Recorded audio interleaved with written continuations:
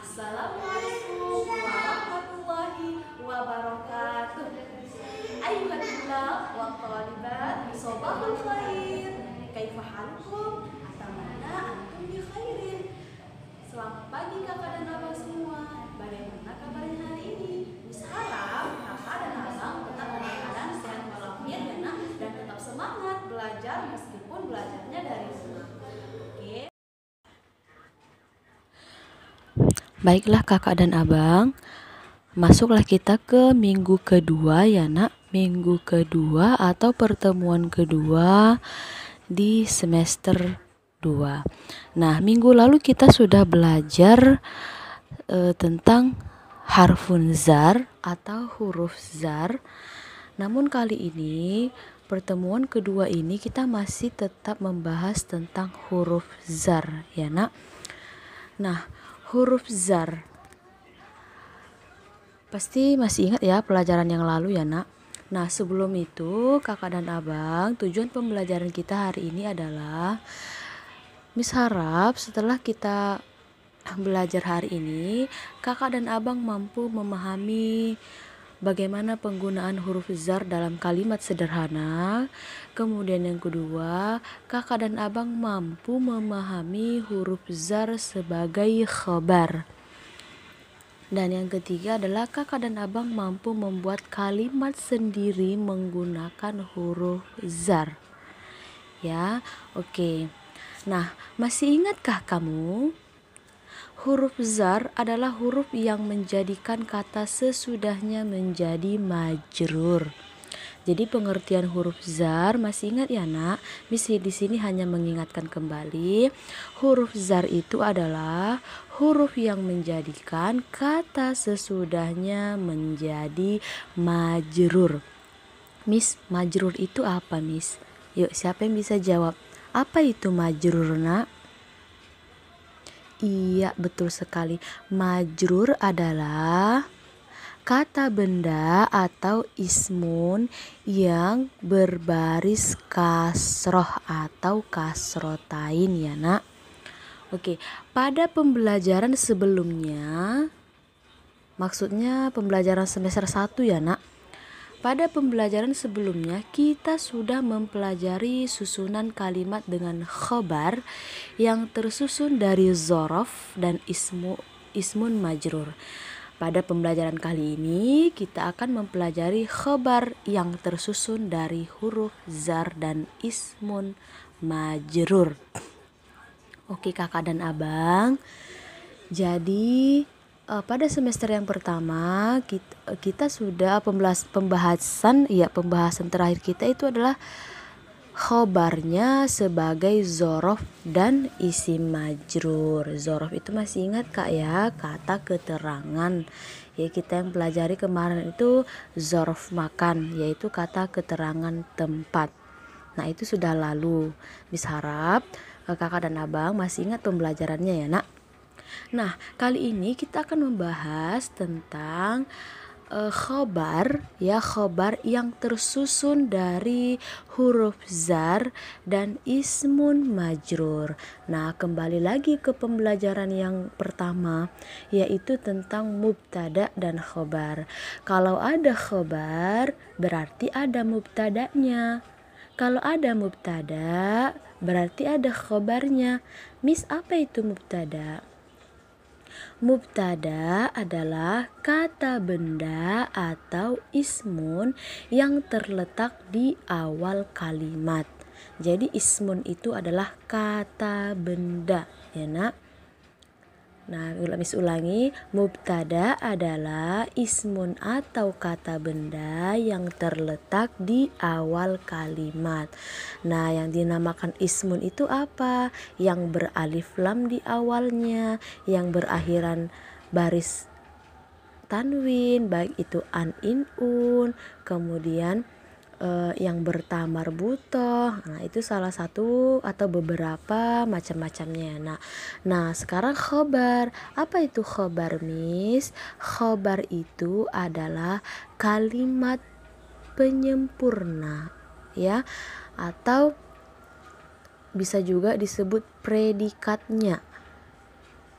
Ya, jadi kalau misalkan dalam suatu kalimat, kalau tidak ada khobarnya, maka kalimat itu bukan dinamakan kalimat yang sempurna.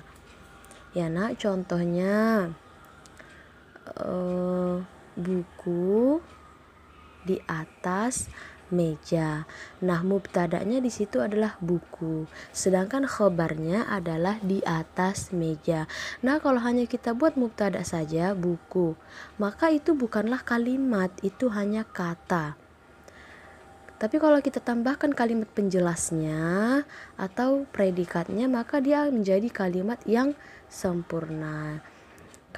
Buku di atas meja. Paham ya nak? Jadi mubtada dan khobar itu adalah satu kesatuan ya, dia tidak bisa dipisahkan. Nah, kita akan tetap membahas mubtada dan khobar. Contoh, al-kutubu 'ala raffi. Al-kutubu 'ala raffi. Al-kutubu di situ adalah mubtada. Ya nak, mubtada tadi adalah kata benda yang terletak di awal kalimat. Kemudian ala. Ala di situ harfun zar atau huruf zar. Kemudian ar-rafi. Ar-rafi itu adalah ismun majrur. Ya, ismun majrur itu adalah kata benda yang akhirnya berbaris bawah. Jadi kalau misalkan kakak buat al-kutubu 'ala rafu, salah ya nak, nggak boleh. Atau misalkan ar-rafa, nggak boleh. Kenapa Miss? Itulah dia ketetapannya. Ya, itulah dia kaidahnya. Jadi Miss harus ar-rafi. Iya.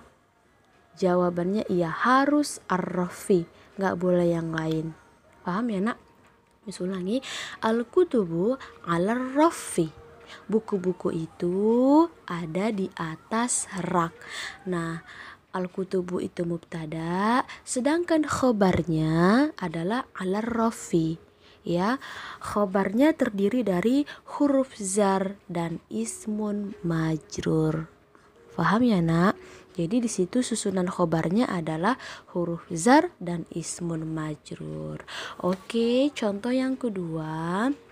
Al-maktabu fil fasli. Al-maktabu fil fasli. Artinya meja itu di dalam kelas. Al-maktabu di situ sebagai mubtada. Ya nak, sebagai mubtada. Mubtada adalah kata benda atau ismun yang terletak di awal kalimat. Kemudian fi itu adalah huruf zarnya, sedangkan al-fasli adalah ismun majrurnya. Ismun majrur itu adalah ismun yang akhirnya berbaris bawah atau baris kasroh. Jadi nggak boleh fil fasla ya nak, nggak boleh fil faslu, harus fil fasli. Oke. Nah, al-maktabu di situ sebagai mubtada, yaitu isim atau kata benda yang terletak di awal kalimat, sedangkan khobarnya adalah fil fasli. Ya nak, fil fasli. Nah, khobarnya terdiri dari huruf zar. Khobarnya terdiri dari susunan huruf zar dan ismun majrur. Paham ya nak? Gampang kan? Oke, jadi kesimpulannya adalah huruf zar itu adalah huruf yang menjadikan kata sesudahnya menjadi ismun majrur. Majrur itu adalah kata benda yang berbaris bawah atau baris kasro pada huruf terakhir katanya. Nah, kemudian kali ini kita mempelajari masih tentang mubtada dan khobar. Namun kali ini khobarnya terdiri dari susunan huruf zar dan ismun majrur. Oke kakak dan abang, terakhir adalah al-wazibul manjili. Al-wazibul manjili ini artinya PR ya nak, atau pekerjaan rumah, atau bisa juga dikatakan tugas kakak dan abang di rumah. Oke. Terjemahkan dan tulislah dalam bahasa Arab kalimat di bawah ini. Jadi nak, Perintahnya sebenarnya ada dua. Yang pertama terjemahkan ke dalam bahasa Arab, kemudian ditulis dalam bahasa Arab. Kalau ditulis huruf Latin Miss boleh, Miss anjurkan atau lebih dianjurkan dia bertulisan Arab ya nak. Dan Miss perlu tekankan kalau bisa atau diusahakan tidak melihat Google Translate. Diartikan saja seperti petunjuk materi kita hari ini. Miss kalau Ayah nggak bisa kayak mana? Boleh ditanya sama Missnya. Tanya Missnya langsung ya nak. Miss insya Allah akan menjelaskannya biar kakak dan abang lebih jelas lagi. Usahakan atau tidak dianjurkan melihat Google Translate ya nak. Oke, soalnya yang pertama, bendera di atas meja. Silakan terjemahkan ke dalam bahasa Arab dan tulis dalam bahasa Arab. Nomor 2, kepala sekolah di dalam kantor. Kemudian yang ketiga, buku itu milik guru. Kalau tidak tahu bahasa Arabnya boleh dilihat di kamus dan juga di buku bahasa Arabnya. Oke ya nak. Sekianlah pembelajaran kita hari ini. Miss harap kakak dan abang paham materi pembelajaran kita, dan Miss doakan kakak dan abang Allah beri kemudahan untuk memahami pelajarannya, terkhusus pelajaran kita untuk materi hari ini. Oke, hayya naktafi darsana biqiraati hamdalah. Marilah kita mengakhiri pembelajaran kita dengan melafazkan alhamdulillahirabbil alamin. Syukur kasir bila liqa. Assalamualaikum warahmatullahi wabarakatuh.